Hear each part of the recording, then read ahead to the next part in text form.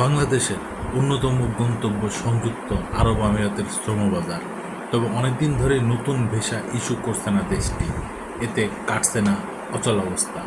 এই পরিস্থিতিতে প্রধান উপদেষ্টা প্রফেসর মোহাম্মদ ইউনূসের দুবাই সফরের সময় ভিসা চালুর স্বপ্ন বুনেন বাংলাদেশিরা, কিন্তু সফরের পরেও আসেনি কোনো সিদ্ধান্ত।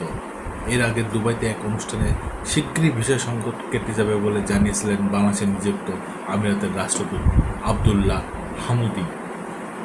এইসব বিষয়ে সম্প্রতি কথা বলেছেন আমিরাতে নিযুক্ত বাংলাদেশের রাষ্ট্রদূত তারেক আহমেদ। প্রবাসী সাংবাদিকদের সংগঠন বাংলাদেশ প্রেস ক্লাব ইউএই এর সঙ্গে মত বিনিময়কালে তিনি জানান, চেষ্টা অব্যাহত থাকলেও ভিসা চালুর ব্যাপারে নির্দিষ্ট কোনো তারিখ বা সময় বলা সম্ভব নয়। রাষ্ট্রদূত তারেক বলেন, ব্যবসায়িক সম্পর্ক আরও বাড়ানো গেলে সাধারণ ভিসা চালু হওয়ার সম্ভাবনা দেখা দিতে পারে। এদিকে আমিরাতে ভিসা চালুর চেয়ে অভ্যন্তরীণ মালিক পরিবর্তনের সুযোগকে বেশি গুরুত্বপূর্ণ মনে করছেন আমিরাত প্রবাসীরা।